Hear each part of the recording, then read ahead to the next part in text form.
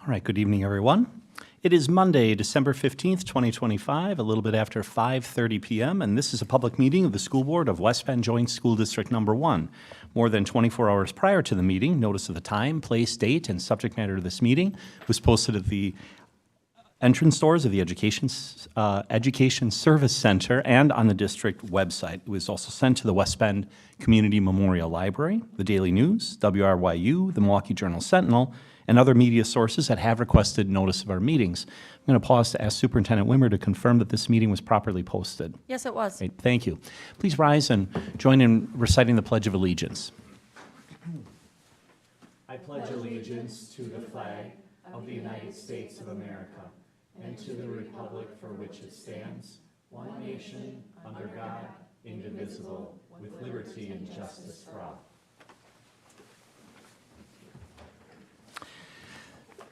Thank you. Next on our agenda is to consider approval of the agenda, which was posted in advance. I would move to approve this agenda. Is there a second? Second. Thank you, Kelly. We have a motion and second to approve this agenda. Any final discussion? Hearing none. All in favor, please say aye. Aye. Any opposed? Thank you. We have an approved agenda. Next on our agenda is public participation. I don't see any public comment cards. We'll move on then to the consent agenda. On our consent agenda tonight, we have minutes of the December 8, 2025 regular board meeting. No contracts. We have one resignation to approve, no retirements, and we have a debt collection vendor agreement. That would conclude the items on our consent agenda. I'd move to approve this consent agenda. Is there a second? Second. Thank you, Melanie. Motion and second to approve our consent agenda. Any final discussion? Hearing none. All in favor, please say aye. Aye. Any opposed? Thank you. The consent agenda is approved.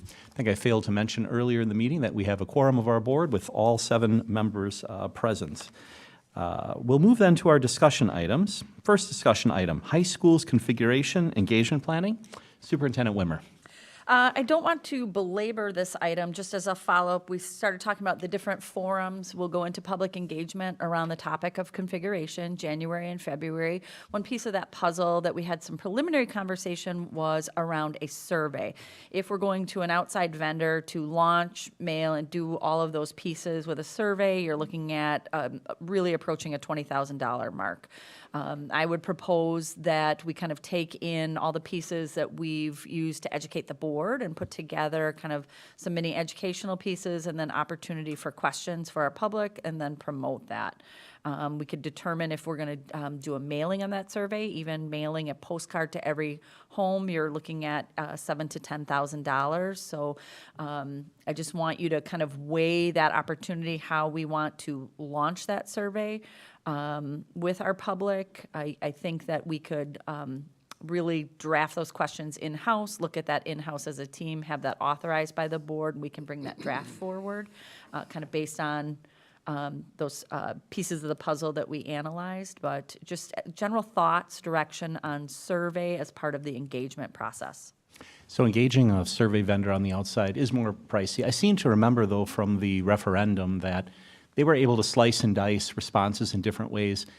Is that granularity necessary for something like this? What do you think? I would recommend that, and we have that capability through some of our tools. I would want to analyze by maybe perhaps alumni experience, community member, and current and future families who will actually be at the high school. I think that's important, or your staff members as well. So I think it is important to have that classified.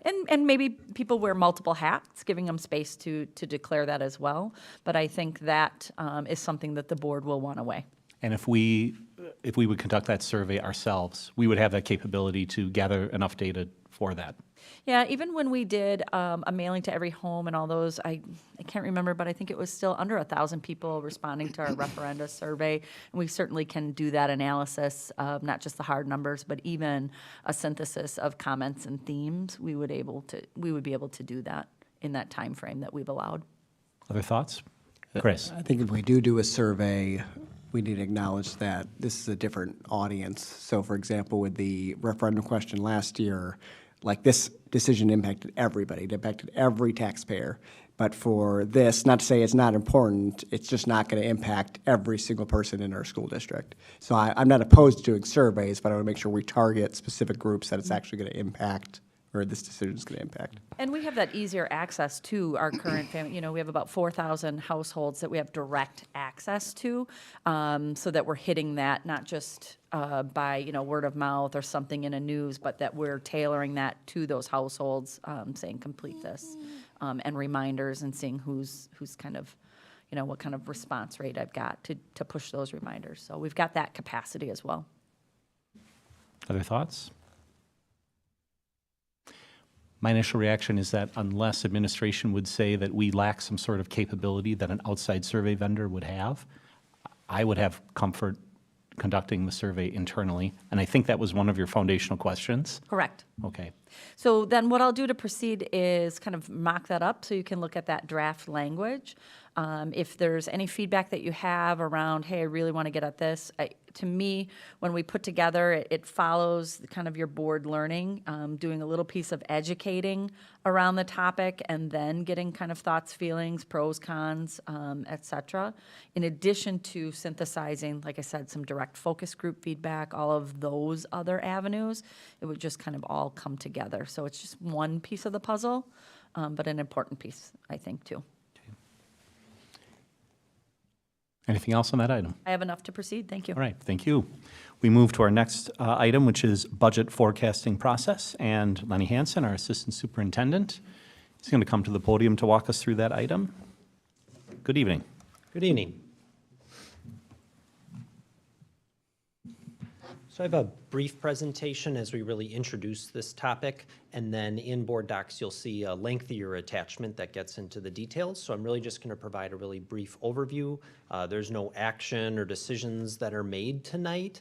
It's really just the beginning of a process that actually takes several months as we engage in budget planning, both for next year, but then really for several years after. So really talking about the assumptions that we will start with as we build a forecast. So you can't build something that makes predictions about future budgets without at least having a starting point of how many students do we think we have? How much do we think this will cost? How much revenue do we think we'll get out of some of our key revenue sources? So the document that's in board docs goes through and provides some narrative over explaining how we selected kind of the starting points for a lot of those key budget assumptions. All of those items are flexible though, nothing is set in stone. It just gives us that explanation for the starting point to at least demonstrate that there's a reasonable thought process behind those assumptions. So the budget forecasting process in totality involves a lot of input and partners. We get some good advising and substantial advising from R.W. Baird, who specializes in this and advises school districts across the state. We then come up with those assumptions not just by sitting around a table guessing, but we look at a number of reputable sources. So we'll talk to some financial partners, whether that's Baird, PMA, sources like that. We'll look at some like reputable and applicable professional organizations that may specialize in those areas. And some of those that we reference as we came up with those assumptions are listed in that document for how we came up with certain starting points for where we think increasing trend costs will be in various areas. We'll also look at professional organizations that advise school districts like the Wisconsin Association of School Board Organizations, the Wisconsin Association of School District Administrators, the Wisconsin Association of School Boards, or WASB. All of them have a different hand and a pulse on where some of these trends are in the area of school finance. So we try to pull from those entities and then some of those industry standard organizations that you might see.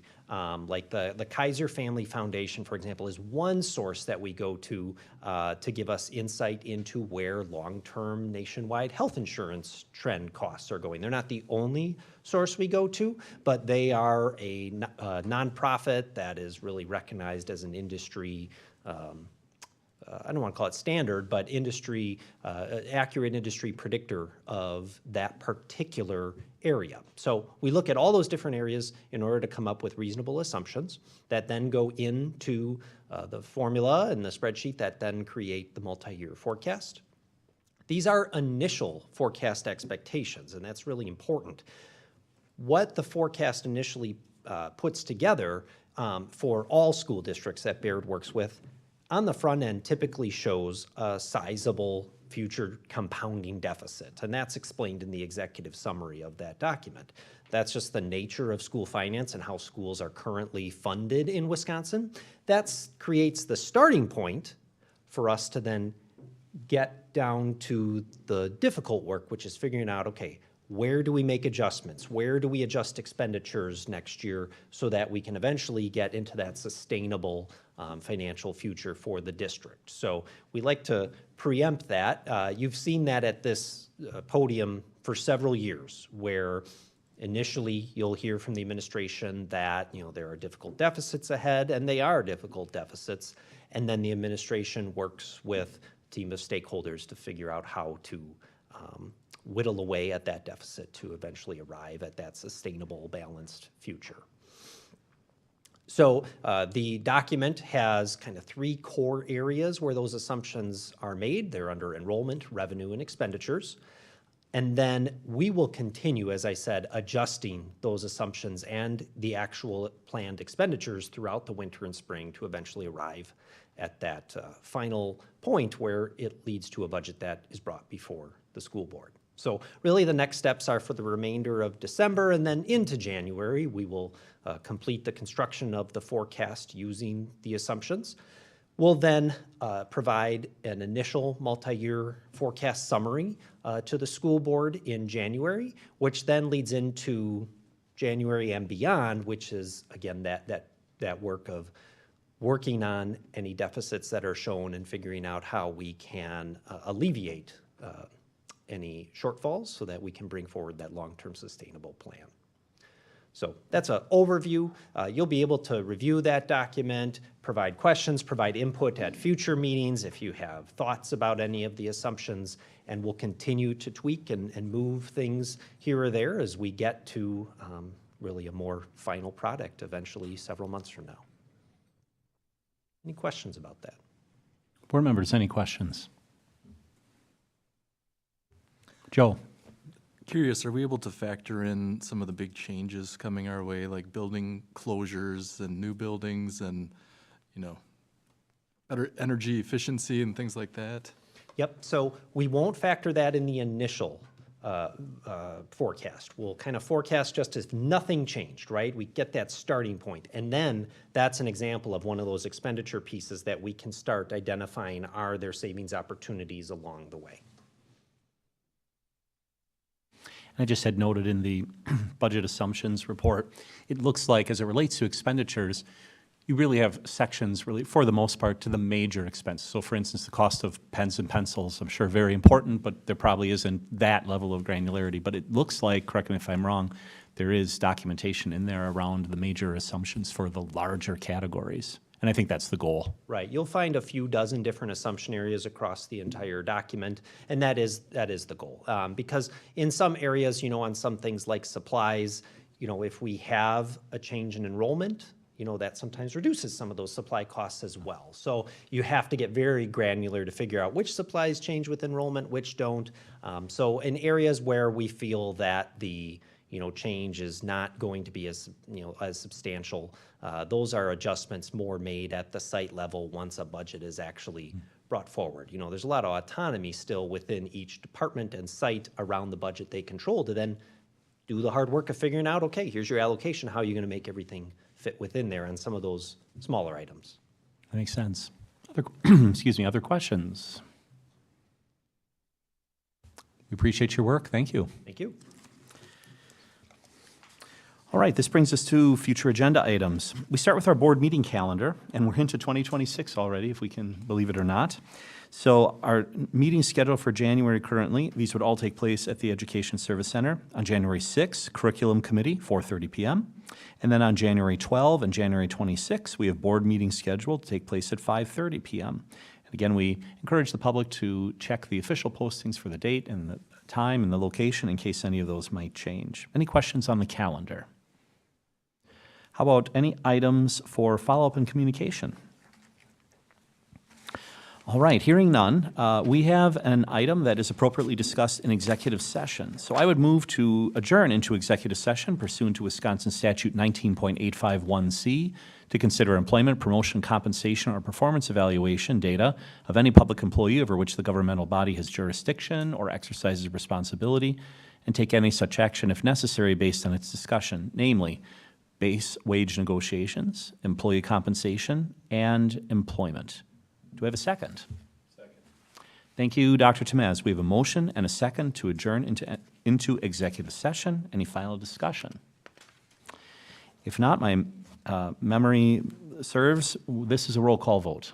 So we'll do that. Mr. Swigert votes yes. Ms. Lang? Yes. Dr. Temez? Ms. Kruger? Yes. Mr. Jenkins? Yes. Ms. Aragot? And Mr. Pickler? Thank you. That is unanimous. We stand adjourned into executive session. Thank you to those for attending, and we look forward to seeing you at a future meeting.